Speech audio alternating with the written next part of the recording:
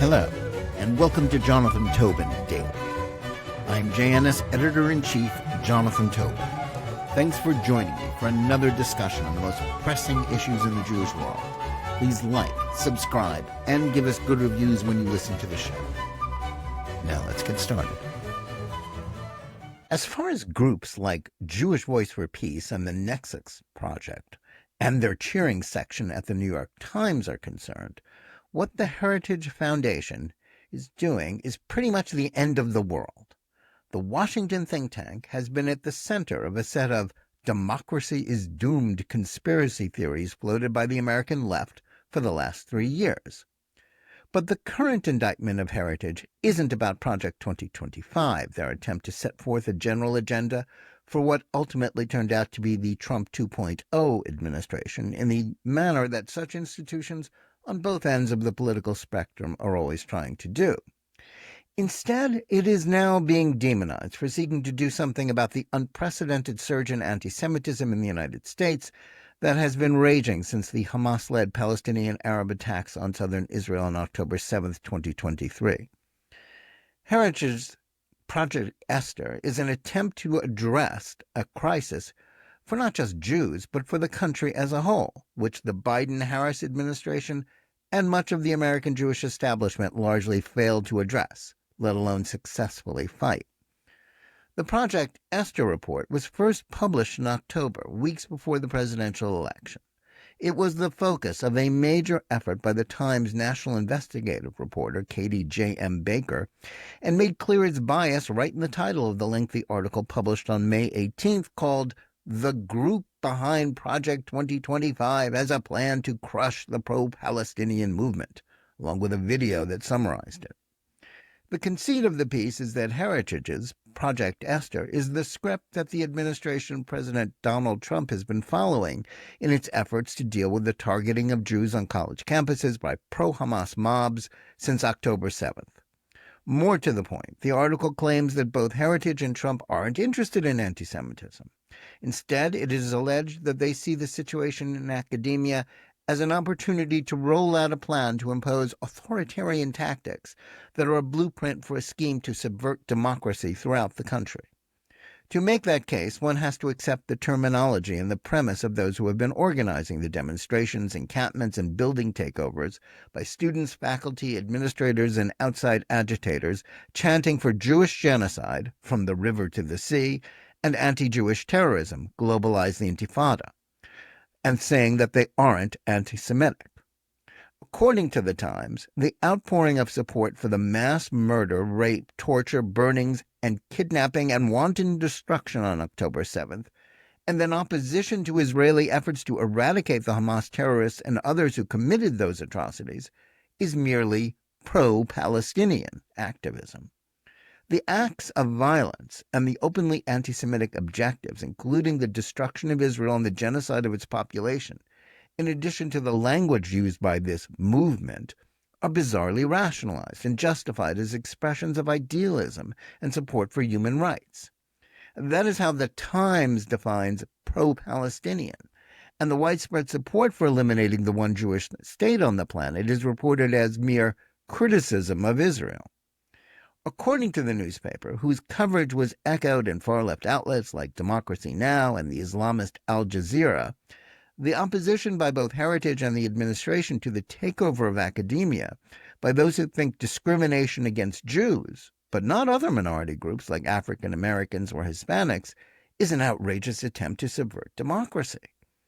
That has a familiar ring to it. Since 2022, the liberal press has been seeking to anathematize the scholars at Heritage for trying to envision what the next Republican administration could do to roll back the leftist woke tide, threatening to replace the values of Western civilization and the American Republic, the substance of Project 2025. They were falsely accused of hatching a plot to replace American democracy with a new form of Trumpian authoritarianism.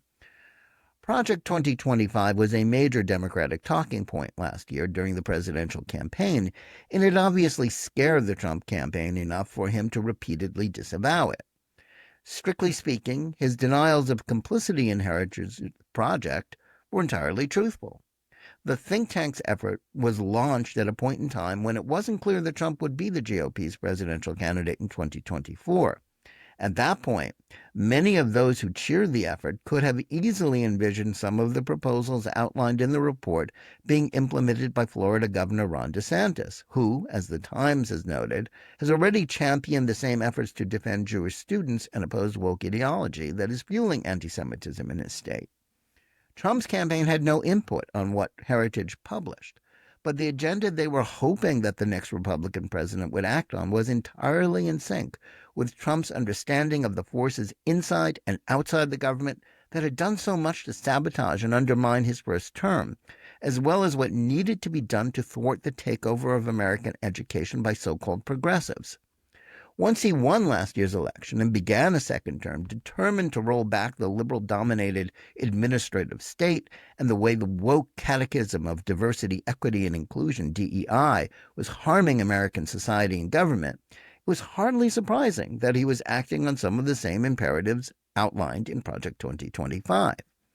As far as education is concerned, Heritage's Project Esther provides a blueprint for pursuing a plan designed to deny federal funds to schools that violate the law by enabling DEI-related racial discrimination and anti-Semitism that is fueled by the same toxic leftist myths about critical race theory, intersectionality, and settler colonialism that falsely label Jews and the State of Israel as white oppressors of people of color. The surge in Jew hatred on campus is the direct result of these ideas. So too is the way foreign funders and students have helped spread this ideological war on Israel and its Jewish supporters. What is so interesting about the criticism of Project Esther and Trump's efforts to fight anti-Semitism is how its opponents frame the issue as an authoritarian effort to suppress entirely reasonable and even idealistic critics of Israel. That's the substance of the Times article. Groups that are directly opposed to calling out anti-Semites are allowed to pose as representatives of enlightened Jewish opinion. That Jewish Voice for Peace, which has engaged in open anti-Semitism, including blood libels, and opposes Israel's existence in efforts to defend it, would be quoted in this manner, is as grotesque as it is misleading. The same is true of the newspaper's use of the Nexus Project, which has deceptively sought to redefine anti-Semitism in opposition to the widely accepted working definition encouraged by the International Holocaust Remembrance Alliance, so as to make it safe for Jew haters to call for Israel's destruction without being labeled as hate mongers. The point of this argument is to legitimize anti-Zionism and to try to falsely argue that it's not the same thing as anti-Semitism. That's a talking point regularly voiced by Jew haters, but it doesn't stand up to scrutiny. Suffice it to say that if you're willing to deny Jews rights that no one would think to deny to anyone else, such as the right to live in peace and sovereignty in their ancient homeland and to defend themselves, then you are engaging in discrimination against them. Just as dishonest is the way that the Times deprecates Project Esther's willingness to refer to a Hamas support network and to Hamas support organizations, such as Jewish Voice for Peace and Students for Justice in Palestine, another font of anti-Semitic invective and goals.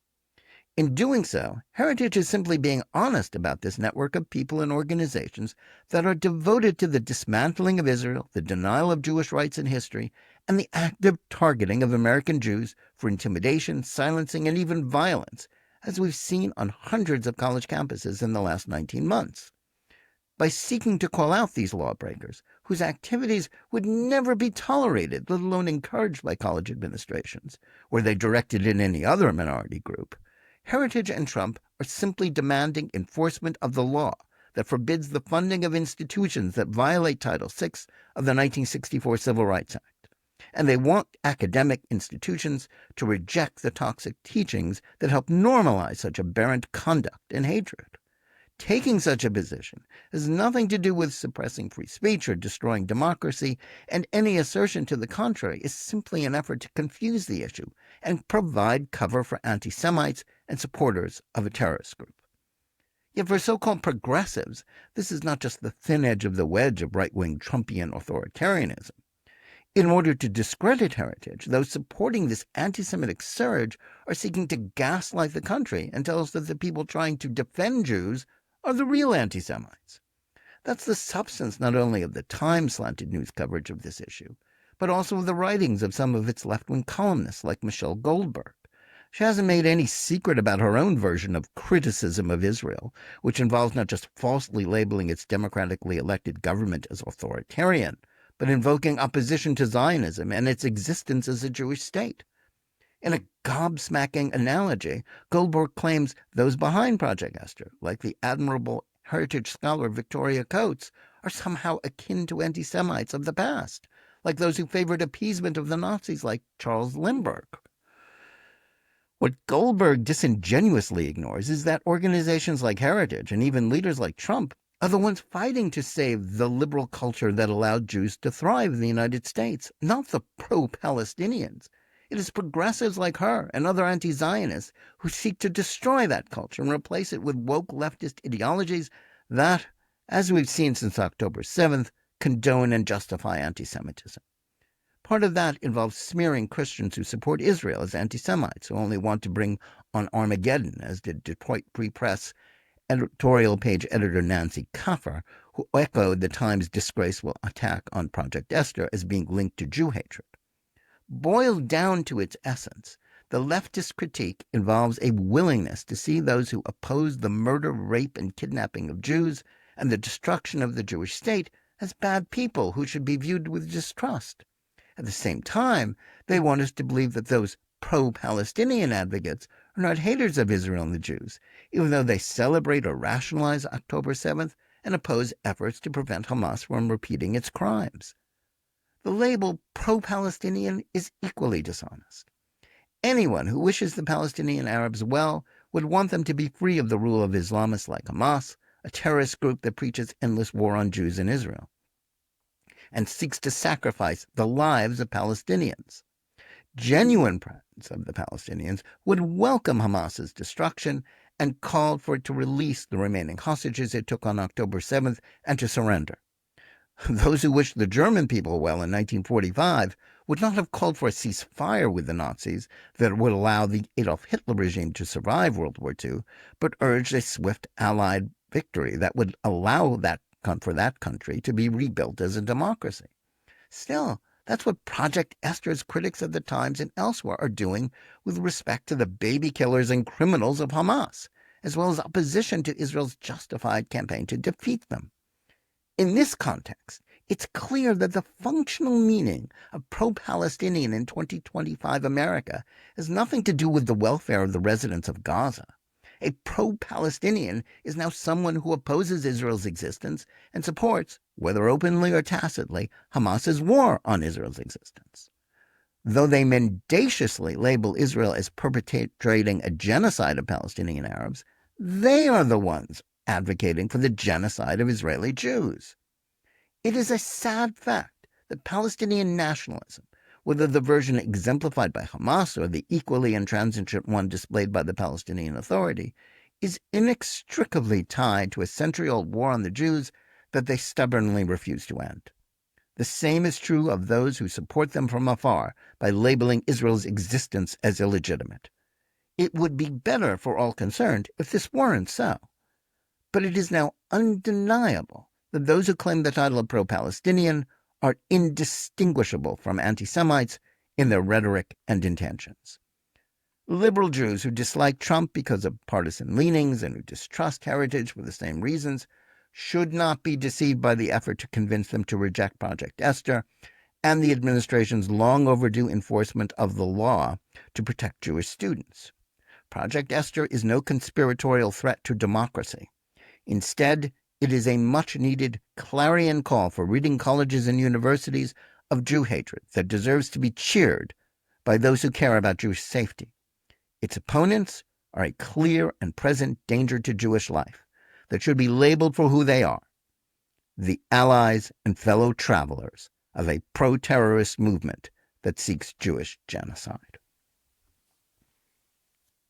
Thanks for listening. Please remember to tune in every day for Jonathan Tobin Daily Edition and every week for Think Twice, my full-length JNS TV program. Whether you're listening to us on any of the podcast platforms or on the JNS YouTube channel, please like and or subscribe to JNS, click on the bell for notifications, and give us good reviews. please write to us at thinktwice@jns.org and let us know where you listen or watch the show and what you think about it. And remember, keep reading and thinking for yourself.